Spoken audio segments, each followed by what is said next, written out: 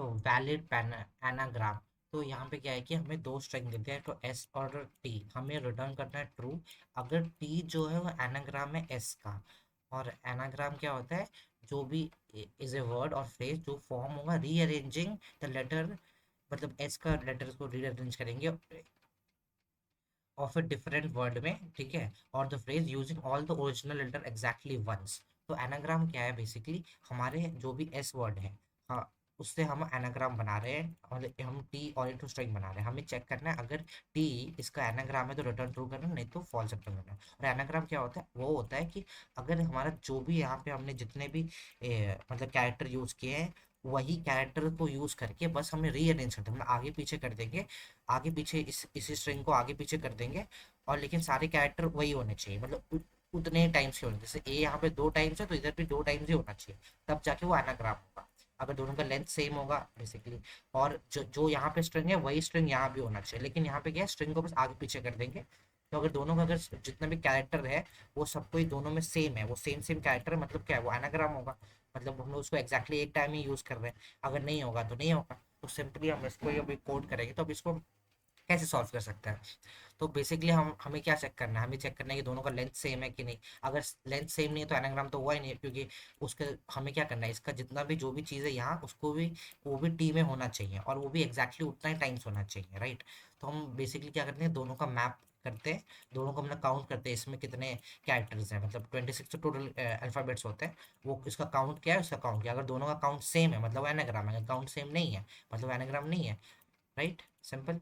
अगर ओके, तो उसको कोड करते हैं। तो इंट एन एस लेते हैं पहले, तो उसका लेंथ क्या है, एस डॉट लेंथ।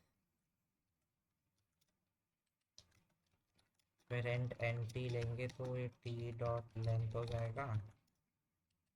ओके, फिर हम पहले ही चेक कर लेंगे अगर एन एस, अगर ये दोनों इक्वल है ही नहीं तो एनाग्राम तो हो ही नहीं सकता, क्योंकि एनाग्राम क्या है कि उसका रिटर्न हम फॉल्स कर देंगे। ये एनाग्राम में क्या है, जो भी यहाँ पे जितने कैरेक्टर उतने ही कैरेक्टर इधर भी उसके स्ट्रिंग में होना चाहिए, दूसरे स्ट्रिंग में। तो अगर दोनों सेम ही नहीं है तो फॉल्स कर देंगे। उसके बाद क्या करेंगे, हम लोग तो दो ठो मैप बनाएंगे या डिक्शनरी, अनऑर्डर्ड मैप बनाएंगे, जिसमें हम क्या करेंगे, कैरेक्टर और उसका काउंट स्टोर कर रहेंगे। पहले हम M P map of maps का बनाते हैं, और इसमें हम क्या स्टोर कर रहे हैं, हमारा ये कैरेक्टर और उसका ये काउंट है।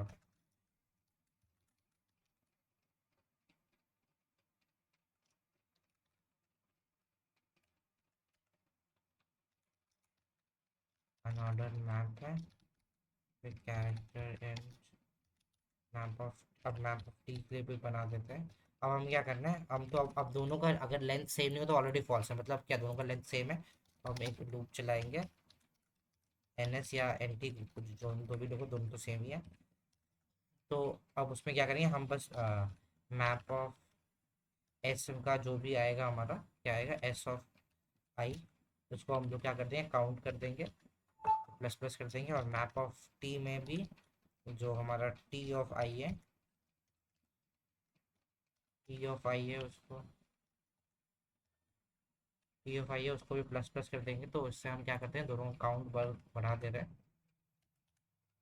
जो भी आएगा उसका काउंट हम पहले क्या होगा, इनिशियली जीरो रहता है तो फिर वन हो जाएगा, फिर आया तो टू हो जाएगा, जो भी आएगा उसका काउंट हमने कर दिया उसको। फिर हम यहाँ पे चेक करेंगे फॉर ऑटो आई टी, हम किससे करेंगे, हम हमें क्या करना है, मैप ऑफ एस से करना है, क्योंकि जो मैप ऑफ एस में है वही इसमें जो है वो कैरेक्टर टी में होना चाहिए, अगर नहीं होगा तो हम साइड फॉल्स कर देंगे। तो हम पहले ये चेक करेंगे कि इफ, फिर हम मैप ऑफ टी में चेक करेंगे कि मतलब फाइंड करते हैं कि हमारा जो भी आई टी डॉट, तो यहाँ पे क्या आई टी आपको पता ही है मैप है, तो पहला लेने के लिए आई टी डॉट फर्स्ट करते हैं, दूसरा लिए आई टी डॉट सेकेंड करते हैं।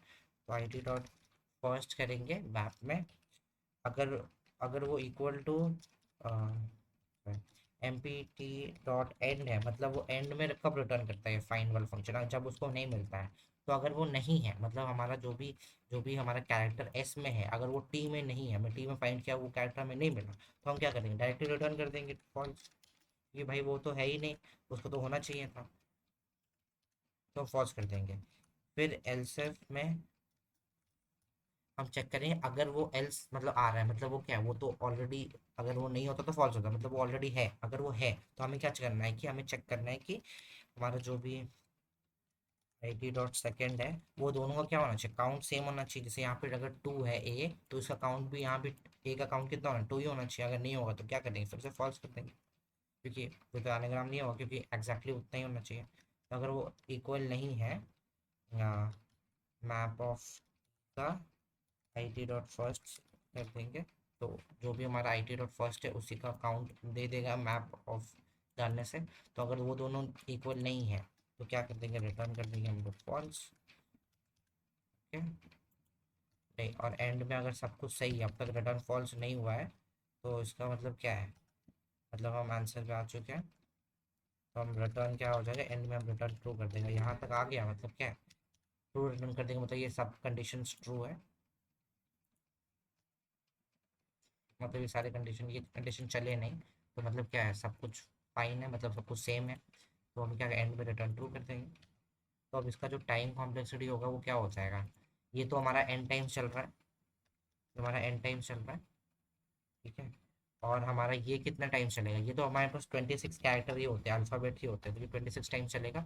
और ये फाइंड करने में log of N time complexity लगता है, तो ये टोटल 26 लॉग एन टाइम्स चलेगा। तो ओवरऑल हम बोलेंगे तो एन, ये तो कांस्टेंट ही है, तो ये एन टाइम कॉम्प्लेक्सिटी हो जाएगा। और स्पेस हम दो ठो मैप यूज़ कर रहे हैं, तो ये भी तो मैप में भी क्या है, 26 ही, मतलब 26 कैरेक्टर होते हैं, तो 26 ही होगा ये दोनों।